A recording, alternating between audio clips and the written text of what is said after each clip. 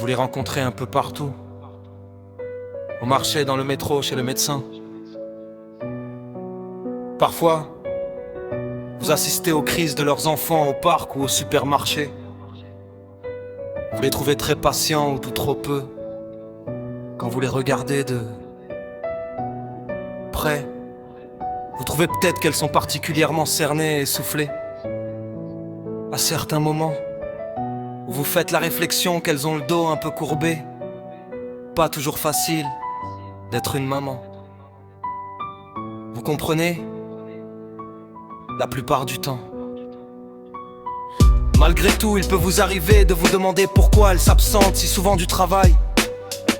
Pourquoi elles ne font pas de bénévolat à l'école? Pourquoi il y a cette lueur dans leur regard qui semble parfois plonger vers un ailleurs, un invisible.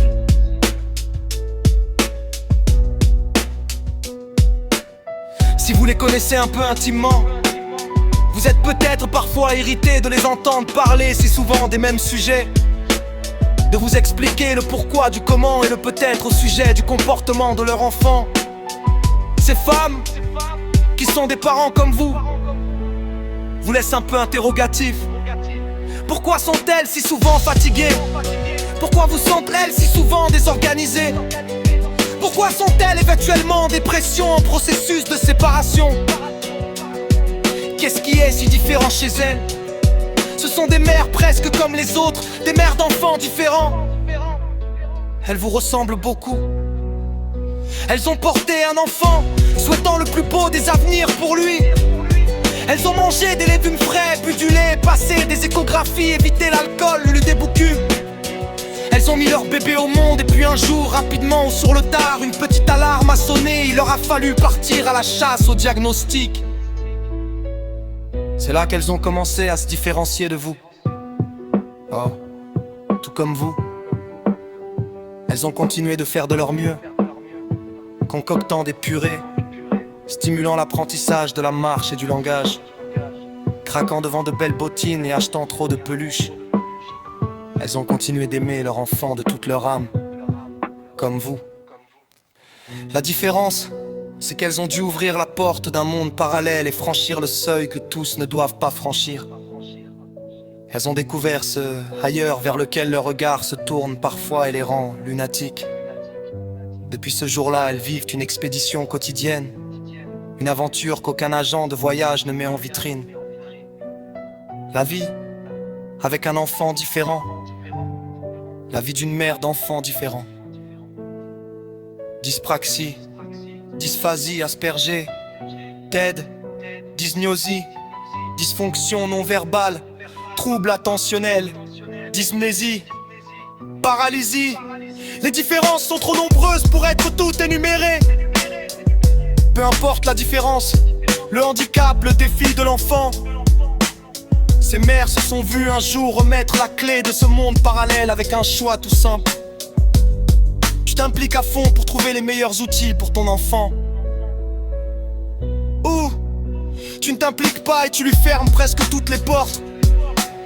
Alors elles ont pris la clé et elles ont foncé. Que faire d'autre? Depuis, elles accumulent les kilomètres qui les mènent souvent dans des directions diamétralement opposées, vers des cliniques, des centres, des bureaux, des écoles. Elles traînent une grosse sacoche remplie de rapports, de prescriptions, de documentation, de jouets pour patienter, de craquelins, de monnaie pour les stationnements ou l'autobus. Elles motivent des absences à l'école et au bureau. Elles griffonnent dans des agendas et des calendriers, jonglant avec le temps pour tout entrer dans les cases qu'on leur offre souvent. Elles mettent fin à leur carrière. Elles attendent aussi, beaucoup attendent qu'on inscrive leur enfant sur une liste d'attente. Attendent que le téléphone sonne pour annoncer qu'une place se libère. Attendent dans des salles d'attente, souvent bâches, parfois sommairement décorées, pour faire on aime les enfants ici. Elles attendent des résultats de prise de sang, de tests psychologiques et physiques. Elles attendent un diagnostic, puis des pistes de solutions.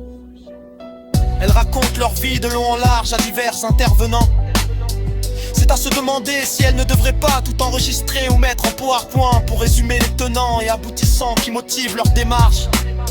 Elles posent des questions, trop de questions. vous demanderez à la personne qui vous contactera pour poursuivre le dossier. Elles se font parfois dire que c'est trop compliqué à comprendre, qu'elles doivent simplement suivre les indications et que ça ira. Elles se sentent souvent coupables. Mais non madame, ce n'est pas de votre faute. Mais qu'avez-vous mangé déjà enceinte? Vous sentiez-vous déprimé? Avez-vous allaité? Elles se font souvent dire qu'elles doivent travailler sur elles pour ainsi influencer positivement l'enfant, la famille, la société. Prenez soin de vous madame, c'est important. Mais n'oubliez pas le rendez-vous du 18, les prises de sang du 20, l'évaluation en ergothérapie le 21. Faites les exercices tous les soirs à 18.